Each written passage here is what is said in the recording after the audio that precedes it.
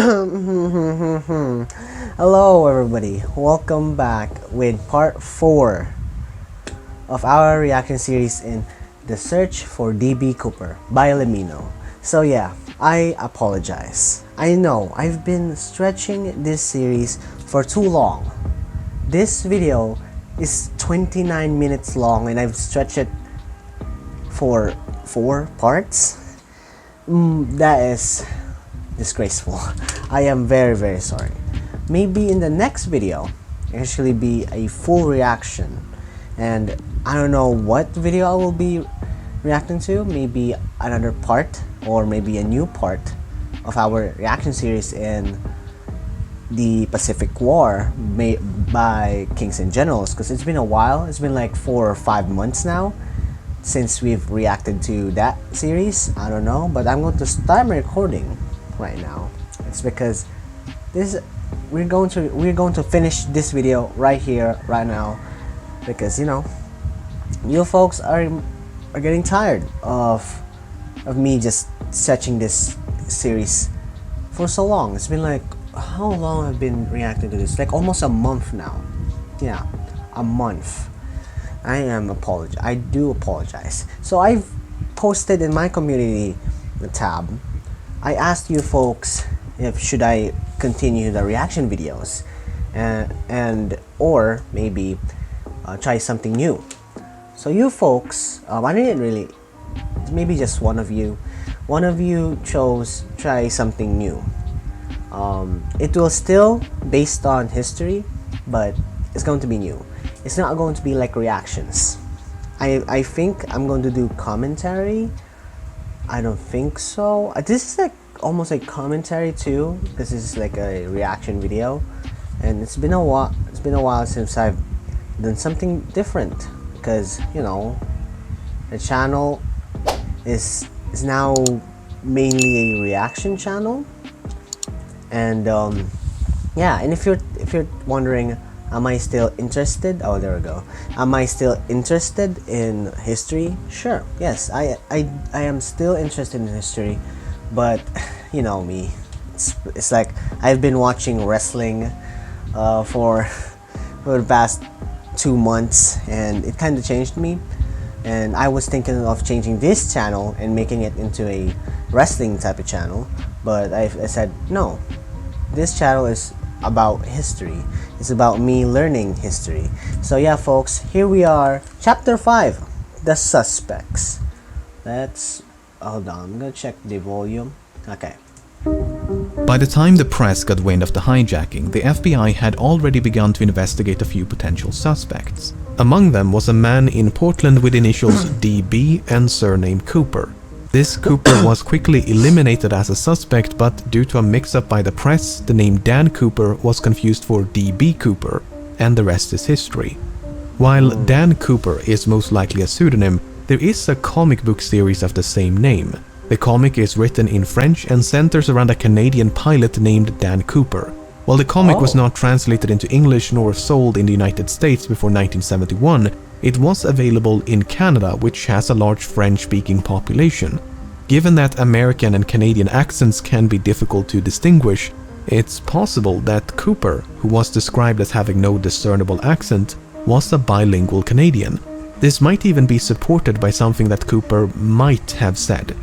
You see, when the captain relayed Cooper's demands to air traffic control, he used the phrase negotiable American currency. It seems doubtful that an American citizen would specify American currency, so perhaps Cooper Makes sense, because American, if he's American, he would probably say he wants money in negotiable American. He would probably say dollars, like in a more American way, but he said American, so that means he can be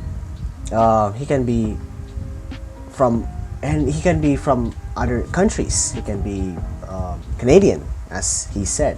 Anyway, let's go. Was not American. The problem is, we don't know if this is a direct quote from Cooper or paraphrasing by the captain. Oh, so okay, so paraphrasing. Okay, maybe, we don't know. I jumped to a conclusion too quickly, but if this is what D.B. Cooper said, D.B. Cooper might have been from a different country. He's not like American, or maybe he's American.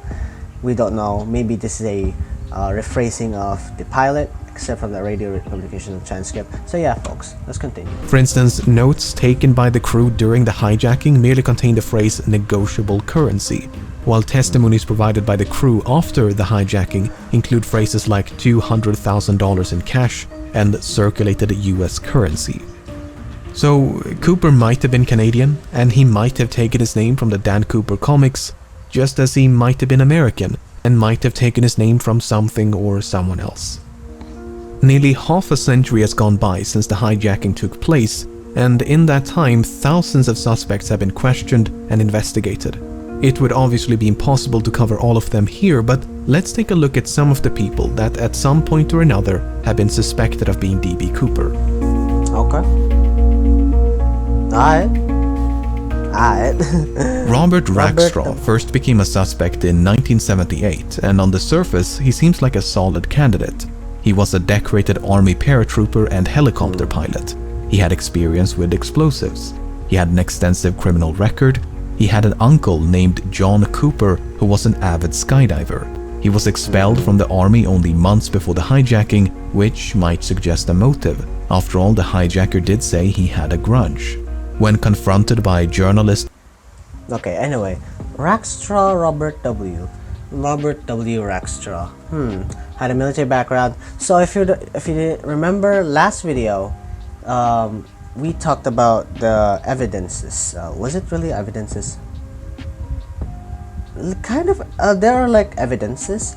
Anyway, D.B. Cooper was talked about has military experience. It's because of the parachute that he used. He has a bomb. He knew how to make a bomb. Makes sense, because you know, D.B. Cooper, when he hijacked the plane, he had a bomb. Had a criminal record. Makes sense. Had a skydiving uncle named John Cooper, maybe because because of the last name, and has discharged from the army 5 months before the hijacking. He was discharged from the army because he had a grudge. Maybe he got a grudge, but we all don't know. Let's see what LEMMiNO tells us about him more. And private investigators, Rackstraw would neither confirm nor outright deny that he was D.B. Cooper. Instead, he'd say things like, I could have been, or I would not discount myself. On the other hand, Rackstraw had light-colored eyes, which Cooper did not. More significantly, Rackstraw was only 28 years of age at the time of the hijacking. This is well outside the range of ages reported by the crew and passengers, most of whom believed Cooper was in his mid-40s. Kenneth Christensen first became a suspect in 2003 when his brother noticed certain parallels between him and Cooper. Christensen had briefly served as a... Anyway, the first photo, if you compare it to the D.B. Cooper photo, sketch and what's that again? Robert Rackstraw, right? Was it Robert Rackstraw? I don't know. They look very similar. But this two, but the big problem is he's too young. He looks young, and this one, he looks not. He doesn't really look like D.B. Cooper as much. He has the ears. I don't know. We gotta see, but he kind of resembles him. A paratrooper in World War II, and since 1953 he'd worked for Northwest Airlines as both a mechanic and a flight attendant. He was 45 years old at the time of the hijacking. He was left-handed, which Cooper might have been. For instance, Cooper used his left hand to interact with his briefcase, and the clip-on tie he left on board was affixed with a tie clasp applied from the left. Shortly before he died in 1994, Christensen had supposedly told his brother, "There is something you should know, but I cannot tell you." After his passing, his family discovered over $200,000 in his bank accounts. To top it all off, Florence Schaffner stated that photographs of Christensen bore a strong resemblance to Cooper. On the other hand, Christensen did not match the physical description of Cooper. He was both shorter and lighter. While Schaffner did see a strong resemblance, she remarked that Cooper had more hair, and that is supported by the composite sketches. And there was nothing suspicious about the large sums of money which he'd simply earned by selling land. Richard McCoy first became a suspect. Now, oh my. Hold on. This guy kind of resembles him, but the big problem for him is the ears. I don't know. The resemblance kind of, but the ears, I don't know. But anyway, back to Kenneth, Christian Kenneth. Makes sense. Having, I don't know, maybe not, because because of the physical, it doesn't really look like DB Cooper that much in the sketch, but we don't know. It's only a sketch though. In 1972, when he hijacked a Boeing 727 and escaped via the aft stairway, much like DB Cooper. Because of the significant overlap between the two hijackings, some believe they must have been committed by the same person. McCoy used a fake name, he used a fake hand grenade to threaten the crew, he used handwritten notes to issue his demands. Both McCoy and Cooper used the phrase "no funny stuff" as a warning to the crew. McCoy demanded $500,000 in cash and 4 parachutes. Alright, so Richard F. McCoy, maybe he's just a copycat. You know, it's just too similar, and why is he going to use the same wording, the same phrase, the same thing what DB Cooper did? I don't think he's DB Cooper. He's like a copycat of DB Cooper. McCoy also bailed out the back of the plane once they passed over his hometown in the state of Utah. Apart from the similar modus operandi, McCoy had also served in the Vietnam War as a demolitions expert and a helicopter pilot. McCoy did actually survive the fall and managed to evade authorities for 2 full days before he was apprehended and sentenced to 45 years in prison. Before his death in 1974, McCoy refused to confirm or deny that he was DB Cooper. On the other hand, McCoy was an avid recreational skydiver and even came prepared with a skydiving helmet and jumpsuit. He gave very specific instructions about the flight path. In addition to the fake hand grenade, McCoy also used an unloaded handgun to threaten the crew. He failed to retrieve one of the notes he'd given to a flight attendant. He was only 29 years of age at the time of the hijacking, and all 3 flight attendants were quite certain that McCoy was not Cooper. While there are meaningful parallels between these 2 cases, McCoy might simply have been a copycat who'd read about DB Cooper like in I the said, news. he's like a copycat. Dwayne Weber first became a suspect in 1995 when, shortly before his death, he supposedly told his wife, "I've got a secret to tell you. I am Dan Cooper." Following his deathbed confession, Weber's widow recalled. Okay, so I've been comparing their ears, but this guy kind of looks like him. But the problem is, yet again, the ears. It doesn't really resemble him, like pointy. A number of fascinating details. She claims to have found a bank bag resembling the one used in the hijacking. She claims Weber had sustained a knee injury after jumping out of a plane. Weber supposedly had a nightmare about leaving his fingerprints on the aft stairs. And a year before the money was discovered at Tina Bar, Weber had allegedly paid a quick visit to the same location. In addition, Weber was a World War II veteran, he had an extensive criminal record, he'd matched the physical description, and he was 47 years old in 1971. On the other hand, Weber's fingerprints did not match any of the prints collected from Flight 305. Although, to be fair, there's no way to know if any of those prints actually belonged to Cooper. Furthermore, Weber's DNA did not match a DNA sample collected from the tie clasp. But once again, there's no way to know if the DNA on the tie clasp actually came from the hijacker and not someone else. What's so frustrating is that the FBI likely had a much better source of DNA at one point. If you recall, 8 cigarette butts were collected from the scene, and there's a good chance they were all suffused with Cooper's DNA. The problem is, that evidence was lost at some point, and has not turned up since. Wow. And that, if the FBI did not lose, was it the FBI? Yeah, if the FBI did not lose those cigarette butts, we could have gotten who DB Cooper is because of our technology nowadays, and we can track him. We can track him because obviously he smoked. He smoked, like, but hey, he lost it. They lost it. So it is what it is. William Smith James. first became a suspect in 2018. Oh, hold Smith on. served in the Navy. Whoa, hold on. Yo, these two look so similar. What the heck? During Okay, World War II okay. and likely had some experience Oops. with parachuting. He was 43 years old at the time of the hijacking. He had dark brown eyes. He matched the Okay. physical description. He shared a certain likeness with the composite sketches, especially this speculative sketch of an older D.B. Cooper. A student Oh. named Ira Daniel Cooper, who was killed in World War II, attended the same high school as Smith.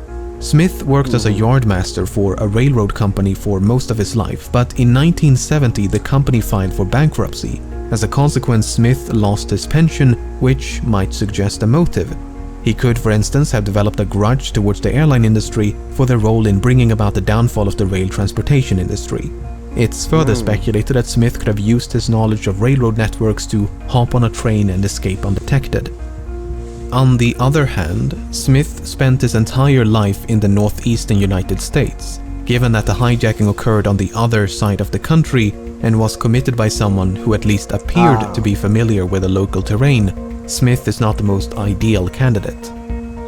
However, the fact that Smith worked as a yardmaster is interesting. You see, the tie that Cooper left behind was recently examined using an electron microscope, which uncovered various metallic particles. Some of these particles, especially pure titanium, were quite rare in 1971. This might suggest that Cooper worked as a manager at some sort of chemical or metallurgical facility, or possibly a rail yard. Oh, hold on. Oh, the resemblance of William Smith. If nothing else, I hope this limited selection of suspects illustrates. Alright, so we gotta stop here. So, when I looking at the 5 suspects, I think it's the last one. I think it's William. He looks so similar to DB Cooper, and for me, it's just he might be Dan Cooper or DB Cooper. He look because of the looks, his job, like the clasp in the necktie. It is just too similar. Like the others doesn't really look like DB Cooper. Far away. The top one next to Robert Raxqua, Kenneth doesn't even look like, almost doesn't really resembles DB Cooper, and yeah, for me it's William Smith. Just how difficult it is to be certain when you have so little evidence to work with. These 5 individuals look nothing alike, yet any one of them could be DB Cooper. Was Cooper really in his mid-40s, or did he simply look old for his age? Did Cooper really serve in the military?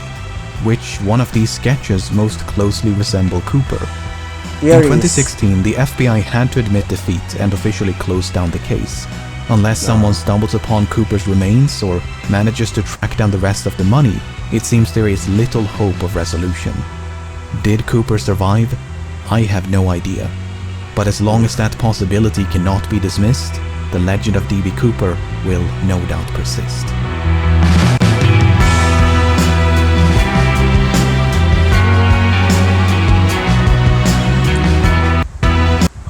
Hold on, we gotta end it there. My goodness, that outro was so good. The song is just so good. Anyway, thank you for watching. Like, subscribe for more videos like this. This is the end of the search for DB Cooper. Next video, we may actually continue our reaction series in the Pacific War, because it's been like so long since we made a video about that. And or maybe we can now go forward with something new, something like a video that I've been working on. I hope it would end up very good. So yeah, folks, thank you for watching. Like and subscribe. See you next video. Bye.